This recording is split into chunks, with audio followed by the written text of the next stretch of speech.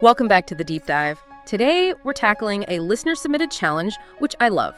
We're looking at 10 very formal words that all share this one obscure but really powerful Latin beginning. That's right. Today is all about the prefix AB, and we're basically pulling the most important bits from a whole stack of dictionary entries. So if you're prepping for a big meeting or maybe writing a formal paper, this is your shortcut. It is. It's a shortcut to mastering these words that, they often get mixed up. And our mission here is to really get the specific nuance of each term. What's the real legal difference between, say, abrogate and annul? Or why one word has this serious moral weight today that it just didn't have centuries ago. What's so great about this whole group of words is how that one simple Latin prefix, ab, which means away from or off, serves as this invisible thread. It connects law, biology, even just everyday language. It's all about detachment, isn't it? Mm-hmm. Removal, separation. We're going to trace how that physical idea of being away from something translates into moral and legal separation. So where are we starting? We are going to jump right into the deepest, darkest meaning of removal first. Let's talk about the weight of omen and disgust. Okay, so let's start with one that has, I think, seriously downgraded its reputation over the centuries. Yeah. Abominable. Right. Today, you hear it all the time very casually, like, that was an abominable decision by the referee, or you complain about abominable traffic. It just means very bad. Yeah. Unpleasant. Exactly. But that's the modern, the watered-down usage. We go back to the source, to the 14th century. This word carried genuine terror. The formal definition is still worthy of or causing disgust or hatred. Detestable. And the etymology is where that really comes from, right? It explains why it's so strong. It absolutely does. It comes down from the Latin verb abominare. If you break it down, it's additive plus omen. Omen. Exactly, from an omen. So when you called something abominable, you were literally saying it was something that should be condemned as an ill omen. Wait, so it wasn't just this weather is inconvenient. It was more like this weather is a sign of divine wrath. Or something terrible is about to happen. That's it, exactly. That gives the word real teeth. Mm-hmm. It was reserved for things that were considered truly, profoundly evil. Wow. Yeah, it was steeped in superstitious fear. And for centuries, that's what it meant. The sources point out that this semantic shift, where the meaning sort of moderated to just very bad, that didn't really start happening until the 17th century. So that's when you start seeing authors talk about an abominable piece of furniture or something. Right, which is a huge leap from a prophetic sign of doom. And here's a little linguistic detour I found fascinating. That Middle English spelling, abominable, they stuck an H in there. Yes, and that's because they had this folk etymology. They thought it came from the Latin phrase ab homine, which means away from the man. Away from man. It's this incredible insight into how they thought. Even though the root was omen, they wanted the word to suggest something so inhuman, so far removed from morality, that it had to be condemned. They literally baked moral judgment into a misspelling. That moral condemnation carries right over to the verb, doesn't it? Abominate. It does. It means to hate or loathe intensely, to abhor. So what's the difference between saying you abominate something and just saying you hate it? Well, the distinction is crucial. Abominate, which first shows up around 1597, it suggests a really strong detestation, but it's coupled with moral condemnation. Okay. If you just hate something, that's an emotional aversion. If you abominate it, you're saying you find it morally repugnant. It's inherently evil or completely unjust. So when a public figure says they abominate a certain policy, they're not just signaling dislike, they're actually trying to strip that policy of any moral legitimacy at all. Yes, it's a formal, heavyweight declaration of rejection. And that idea of formal, heavyweight rejection, that leads us perfectly into our next set of words. These ones live almost exclusively in the world of law and official decrees. We're talking about the formal acts of removal and failure. So abrogate, abridge, and abortive. Let's start with abrogate. It sounds intimidating, I know. It does a bit. But its meaning is so important for understanding how institutions actually work. So it has two main definitions, right? The first one is to abolish something by authoritative action, to annul a law or a treaty. It basically renders it non-existent officially. Yeah. But the second definition is just as important, especially in, say, a corporate setting, to fail to do what is required by a responsibility. Like when directors are accused of abrogating their responsibilities. Exactly. Okay, let's unpack the roots here, because this is where it gets interesting. We know ab is away. The core of abrogate is rogar, which is Latin for to ask. Or, to be more specific, to ask an assembly for approval of a law. And this is why etymology is so beautiful. To pass a law, you had to ask the assembly. So to abrogate it. You had to literally propose it away. The act of removing the law is based on that same act of official asking. And that rogar root, it connects to so many other words. It helps you remember what it's about.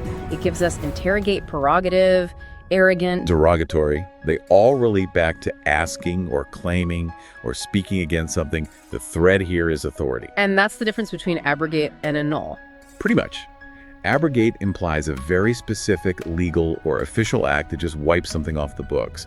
Annul is more of a general term for cancellation. Abrogate carries the weight of institutional power. So just to be super clear for you listening, because we are talking about these formal AB words of removal, abrogate is annulling a law. How is that different from, say, abdicate or abjure? Okay, good question. Think of it this way. To abdicate is to renounce a high office or a position. A king abdicates the throne. You're quitting the job. You're quitting the job. With abrogate, you're firing the law itself. And abjure is different again. That's renouncing something upon oath, often a belief or an allegiance. So by law, by position, or by oath. Exactly. The manner of removal is totally distinct. Perfect. That clarity brings us to a bridge. Again, we're talking about removal, but this time it's about making something shorter, like condensing a novel. And crucially, it also means to reduce in scope or diminish. And this is where it gets highly political and legal. The idea of abridging the right to free speech. The root is pretty straightforward on this one, Latin brevis, short. Yep. So the key thing for you to grasp here is the difference between abridge and something like abbreviate or curtail. Right. If I abbreviate the word doctor, I write doctor, just lopping out the mouth. The result is incomplete, but we all understand it. But if you abridge a huge novel like Moby Dick for a student edition, you keep all the essential plot points, the characters, the themes. The shorter work still has a relative completeness. You sacrifice length, but you don't sacrifice the core substance. And that explains the legal language. The 14th Amendment insists that citizens' rights cannot be abridged, meaning they can't be reduced in scope. The rights have to remain whole. That is absolutely it. And to close out this formal set, we have abortive. And this speaks to removal through failure. Fruitless, unsuccessful. It used to mean prematurely born, way back in the 15th century, but that's obsolete now. Today, it just describes an attempt that never reached its goal. And the sources gave us a really powerful modern example of this. Yes, Yevgeny Prigozhin's 2023 abortive revolt in Russia. It was a profound attempt at change that was, cut short, removed from its intended path before it was completed. It failed to bear fruit. All right, leaving the legal world behind, let's look at removal you can actually physically feel. We're talking friction and departure. So, abrasive, abscond, and abscission. Starting with abrasive, this is a word that moves so easily from the technical world to the personal world. The primary definition is physical, right? Causing wear by rubbing, like using baking soda as a gentle abrasive when you're cleaning. And then the second definition is where that idea of friction becomes about personality, causing irritation, an abrasive manager, an abrasive personality. And the origin confirms that, whether it's physical or emotional. It does. It comes from the Latin abradere, which means to remove by rubbing or to scrape off. So whether you are scraping rust off metal or just scraping away at someone's patience, you're causing removal through constant friction. That makes perfect sense. It's a very active kind of removal. It is. Now contrast that with abscond. This word is built entirely on stealth. It means to depart secretly and hide yourself. Secrecy is the whole point. The whole point. And what's interesting is the legal specificity again. We don't just use abscond when someone, slips out of a party early. Right, it's when someone flees a jurisdiction to evade the legal process. Precisely. Someone who is absconded from parole, or a witness who absconds before a trial. The root, absconder, means to conceal or hide. So the whole purpose of the departure is concealment from the authorities. That's it. So whether you're talking about robbers who smash a display case and abscond with the jewels, or some CEO who absconds to a country with no extradition treaty. It's that intentional concealment to avoid a reckoning. That's what makes it absconding instead of just fleeing. Absolutely. The secrecy is paramount. And for our last word in this section, we're moving to a kind of removal that is secret and yet totally natural. Abscission. The word itself just means the act of cutting off or removal, But the deep dive is the biological meaning. Oh, this is where it gets really elegant. Abscission is the natural separation of, say, flowers, fruit, or leaves from a plant. It happens at a special separation layer. It's programmed removal. It sounds so technical, but it's really just how a tree sheds its leaves in the autumn. It is, but understanding the mechanism is really cool. As the days get shorter, hormones trigger the formation of this abscission layer at the base of the leaf stem. So it's like a little dotted line that says cut here. That's a great way to put it. This corky layer acts like a natural knife, and it blocks the flow of water and nutrients to the leaf.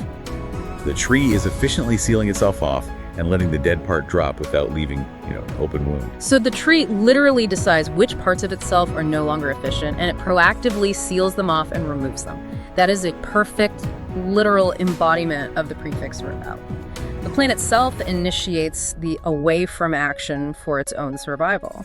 Okay, to wrap up our journey through these AB words, we are turning to two concepts that deal with origins and finality. The foundational and the ultimate. Aboriginal and absolute. Exactly. So Aboriginal means being the first or the earliest known of its kind in a region. Indigenous, native. You hear about Aboriginal forests or the Aboriginal peoples of a region. But how is it different from just saying indigenous or native? The real distinction is in the idea of primary. Aboriginal implies having no known others that came before you in that particular region. It denotes the unique initial foundational status. It does. And this leads to a critical usage note, which is really vital for you to know. When we discuss the indigenous people of Australia, the adjective form, as in Aboriginal nations or Aboriginal people, is the preferred form. This is a really important takeaway. The nouns Aborigine and Aboriginal are widely considered dated now and often offensive. That's right. So respectful, informed language means using the adjective, or even better, a more specific name for the nation when you can. Recognizing that distinction is just essential. Okay, moving to our final word, we get to absolute. And this is a hugely complex word, right? The dictionary lists 10 different senses. It does, but they all circle back to this central idea of being unbound, finished, or complete. If we connect this to the bigger picture, the Latin root is abscivere, which means to set free, to acquit, to finish, to complete. And that sense of being free from any qualification, that's what makes the word so powerful in so many different contexts. Right. We use it to mean pure, free from imperfection, like absolute alcohol. And in politics, to describe authority that's free from restraint, like an absolute monarchy. And then just in general discussion, we use it to mean positive, unquestionable, something that needs no more debate. Like absolute proof or absolute certainty. It is the final word, the final state. Even in grammar, you see that sense of being finished and free. The absolute construction, like the phrase, this being the case, it sort of stands apart from the sentence's main syntax. It's self-contained. The complexity of absolute is just fascinating. It manages to combine the idea of purity, ultimate power, and finality all into one 7-letter word. It really is the end of the journey for this prefix. So we just traveled through 10 very formal words, all starting with that prefix for away from, and we connected them through this powerful idea of removal, institutional, moral, and physical. We started with the historical weight of abominable and the moral rejection inside the word abominate. Then we traced those legal processes, the high-stakes annulment of a law through abrogation and the need to protect rights from being abridged. And we finished with the active scraping of the abrasive and the programmed detachment of abscission, before we culminated in the foundational idea of aboriginal and the finality of absolute. I think the key to mastering these words isn't just memorizing definitions, it's about recognizing that tension between their Latin roots, that intentional away from, and how we apply them today. Understanding those nuances really is the key to decoding formal language, whether you're reading political rhetoric or a legal document. So think about this as you move through your day. We see governments and directors being accused of abrogating their responsibilities, while a citizen's rights should never be abridged. And if the goal of any system is absolute justice, how often do we mistake something that is merely unsuccessful, something abortive, or something truly detestable, something abominable? We'll leave you to consider which concepts in your own life should be treated as absolute, unquestionable, and free, and which ones might just be fair game for abrogation. Until next time.